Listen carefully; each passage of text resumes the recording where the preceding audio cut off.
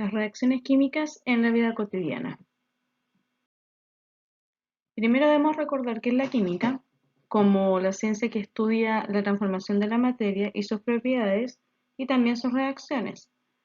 La reacción química en sí es un cambio irreversible donde las sustancias que comienzan la reacción se transforman en otras de composición química totalmente distinta. Aquellos que empiezan la reacción o que la inician se denominan reactivos y aquellos que se producen luego de esta reacción se llaman productos. Esta reacción química siempre está expresada ya sea con una flecha de una dirección o en el caso de que tenga las flechas dobles quiere decir que es una reacción que se puede revertir como equilibrio químico. En una ecuación química, la reacción está descrita mediante símbolos químicos o moléculas también, dependiendo si son sustancias puras simples, como elementos, o compuestos en sí. Siempre vamos a tener nosotros a la izquierda de la flecha los reactantes y a la derecha de la flecha los productos. Dentro de una reacción o una ecuación química se debe indicar los estados físicos de los reactantes y productos y existen 4 símbolos. Nos van a indicar el estado físico de cada uno de ellos en un paréntesis. Si tenemos una S corresponde al estado sólido, si tenemos una L va a ser el estado líquido, una G corresponde al estado gaseoso y AC corresponde a solución acuosa. Eso quiere decir que es una sustancia que está disuelta en agua. Cuando tengamos catalizadores o condiciones especiales de una reacción, como por ejemplo temperatura específica, calor o energía que se libere o que se necesite de algún tipo, luz, enzimas, etc., nosotros vamos a tenerlo encima de la flecha que indica la reacción, como en este caso la ureasa, que corresponde a una enzima para esta reacción donde la urea reacciona con el agua para formar dióxido de carbono e hidróxido de amonio. Algunos ejemplos de reacciones químicas de la vida cotidiana son la fotosíntesis. La fotosíntesis la realiza todo tipo de planta, algas verdosas y cianobacterias, donde se aprovecha la energía solar para transformarla en energía química. Hay una transformación de energía mediante una reacción química. En esta reacción química se toma el dióxido de carbono junto con el agua que recibe la planta y producto de la energía del sol que actúa como catalizador o como iniciante de esta reacción, vamos a tener entonces la formación de glucosa, que es el alimento de la planta, y oxígeno para el medio ambiente. Acá adelante indica ese numerito la cantidad de moléculas de cada una de las especies. Si no existe ningún número adelante, quiere decir que es una molécula. Ese es el número estequiométrico. La respiración celular, como ustedes pueden ver en base a la reacción química que estamos analizando, es el proceso inverso a la fotosíntesis. Nosotros tenemos un azúcar que se llama glucosa o carbohidrato y que se combina con el oxígeno que respiramos, se libera una cierta cantidad de energía en forma de ATP y producto de esto nosotros tenemos agua y dióxido de carbono. Si ustedes comparan la reacción de la fotosíntesis y la respiración celular son exactamente contrarias. La fotosíntesis se utiliza o se realiza en organismos autótrofos, que son aquellos que pueden realizar su propio alimento. En cambio, en los organismos que no pueden realizarlo por sí mismos, se genera la respiración celular. La corrosión de metales u oxidación de metales es un ataque destructivo a un metal por medio de una reacción química o electroquímica, digamos que es un ataque del medio ambiente. Cuando un metal se oxida, recibe oxígeno directo o también puede recibir humedad o ambos. Y entonces, producto de esto, se forma un óxido. Ya es aquí donde nosotros comparamos el hierro y el óxido de hierro y nosotros nos damos cuenta que son compuestos, bueno, uno es un compuesto y el otro es un elemento, y obviamente hay un cambio químico sí o sí. Aquí se generaron enlaces químicos, ¿ya? Y producto de esto también se forma agua. Nosotros podemos ver que en estas imágenes el cambio que se produce por la corrosión de metales o la oxidación es evidente, ¿ya? Generalmente toma una coloración rojiza o cobriza.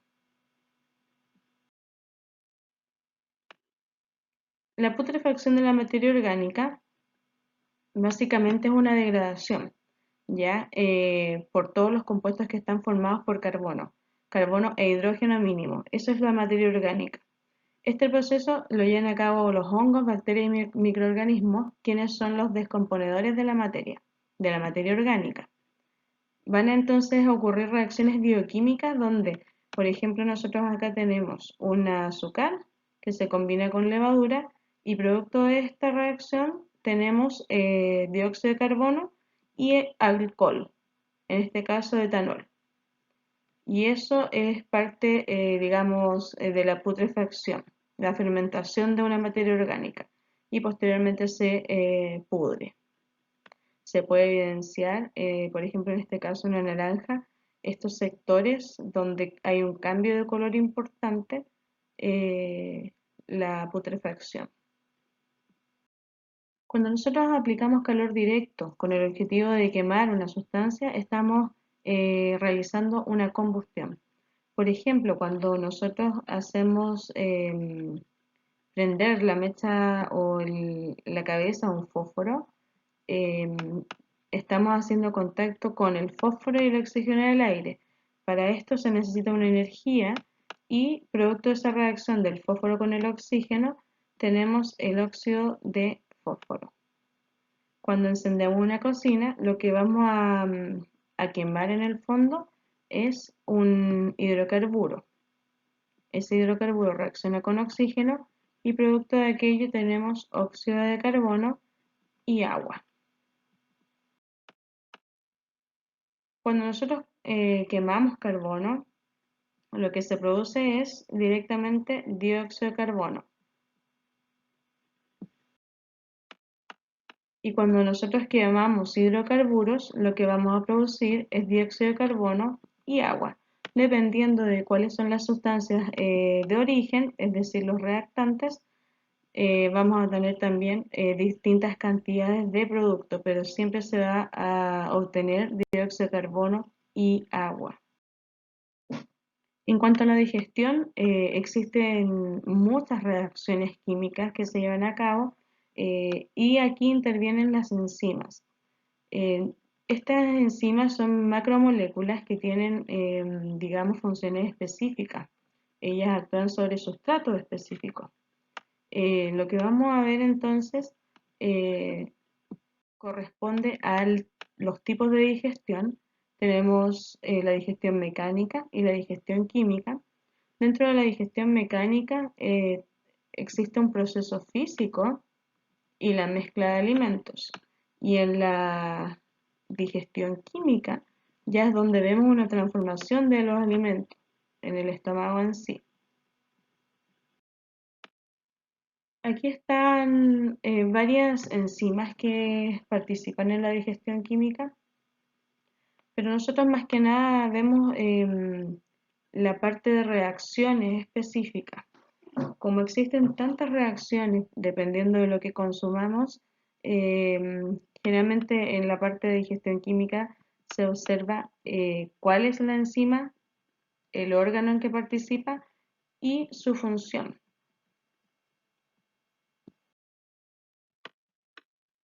En cuanto a las baterías, bueno, todas estas reacciones que nosotros hemos visto son irreversibles. En este caso, se analiza la batería que no es recargable, tiene un electrodo positivo que corresponde a la varilla de carbono, está rodeada por una mezcla de carbono y dióxido de manganeso. Cuando nosotros tenemos baterías, lo que sucede es un intercambio de electrones entre los electrones negativos y positivos, o sea, entre el ánodo y el cátodo. Si ustedes observan aquí en la reacción, existen especies cargadas, esos son iones, ¿ya? Si no existiesen iones, entonces la electricidad o los electrones no podrían viajar a través de estas soluciones y en el fondo la batería, la pila que estamos analizando no cumpliría su función. Estos electrones se van cambiando entre el ánodo y el cátodo hasta que, digamos, la masa crítica de las soluciones que intervienen se consume. Acá tenemos una batería, digamos, por dentro, donde tenemos aquí en la partecita azul que corresponde a la materia o el material aislante. Aquí adentro está una barra de grafito que corresponde al cátodo, que es de carga positiva. Luego tenemos alrededor de él, esto que está negrito acá, la pasta de carbono y dióxido de manganeso. Posteriormente está la pasta de cloruro de amonio y cloruro de zinc, que es el electrolito que participa en el intercambio, digamos, de los electrones. Y finalmente tenemos la carcasa que corresponde al ánodo, la parte negativa o digamos el electrodo negativo de la pila. La lluvia ácida se produce por el trabajo de fábricas, centrales eléctricas, vehículos o productos derivados del petróleo, en general por la actividad humana. Cuando todos los gases que se producen por esta actividad y se van digamos, al ambiente y se encuentran con la humedad que existe en el ambiente, todos estos óxidos de nitrógeno, óxidos de azufre, óxidos de carbono también, se encuentran con la humedad, reaccionan, se combinan formando entonces ácido nítrico y ácido sulfúrico respectivamente y se genera lo que se llama lluvia ácida. Bueno, obviamente esta lluvia ácida deteriora el medio ambiente en su totalidad, es como un ciclo. Nosotros tenemos la actividad del hombre por centrales, fábricas, automóviles, ¿ya? Todo esto producen óxidos de distintos no metales. En este caso el automóvil produce óxido de nitrógeno y en el caso de las fábricas o centrales termoeléctricas, etcétera, producen dióxido de azufre. Estos gases se combinan con el aire que hay en el ambiente, digamos. Cuando hay precipitaciones, estos gases se combinan con el agua reaccionando químicamente y forman entonces el ácido sulfúrico y el ácido nítrico que habíamos mencionado anteriormente, teniendo estas dos reacciones. Precipita y entonces la lluvia ácida genera efectos adversos en las aguas, ya sean lagos, ríos, mares y también en la tierra al caer. Entonces afecta bastante en cultivos, también afecta en nuestra vida cotidiana en todo orden. Las reacciones químicas se pueden clasificar de la siguiente manera. Podemos ver, según la cantidad de reactantes y productos que tiene la reacción, que se clasifican en 4 tipos en general. Reacción de combinación es cuando nosotros tenemos 2 reactantes o más y se forma un solo producto. En cuanto a la descomposición, es al revés. Tenemos un solo reactante que se descompone en 2 o más productos simples. La reacción de desplazamiento o sustitución pueden ver que se trata de un desplazamiento de secciones de un compuesto, digamos, se intercambian entre los participantes. Siempre van a haber por lo menos 2 reactantes y 2 productos. Y en la reacción de combustión existe algo especial, un requerimiento. Esto necesita oxígeno. Por lo tanto, siempre vamos a tener dentro de los reactantes oxígeno y también, bueno, vamos a producir calor. Este es un ejercicio simple de clasificación de las reacciones.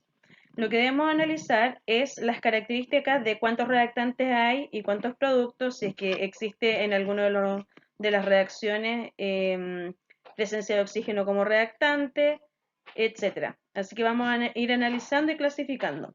En el ejercicio número 1 tenemos un reactante y dos productos, por lo cual esto sería una descomposición. En el ejercicio 2 tenemos dos reactantes y un producto, por lo tanto sería una combinación. En el ejercicio 3 y 4, si ustedes se dan cuenta, son sustituciones o desplazamiento, ya que cierta parte, en el ejercicio 3 voy a marcarlo, por ejemplo, esta parte se intercambia el mercurio con el cobre, y lo mismo sucede en el ejercicio 4. Se intercambia el hidrógeno con el sodio. Y tenemos dos reactantes y dos productos en ambas reacciones, por lo tanto serían de sustitución o desplazamiento. En el ejercicio 5 tenemos dos reactantes y un producto, por lo tanto se trata de una combinación. En el ejercicio 6 tenemos un reactante y dos productos, por lo tanto sería una descomposición. Ejercicios 7 y 8 corresponden a sustitución, ya que tenemos dos reactantes y dos productos en ambas reacciones, y se puede evidenciar el intercambio de especies. En el ejercicio 9 específicamente tenemos dos reactantes y un producto, por lo cual se podría pensar que es una combinación, pero ojo que tenemos presencia de oxígeno. Esa presencia de oxígeno en los reactantes nos indica que es una reacción de combustión. Y finalmente, en el ejercicio 10 tenemos dos reactantes y dos productos que evidencian un intercambio de sus especies, por lo tanto, sería una sustitución o desplazamiento.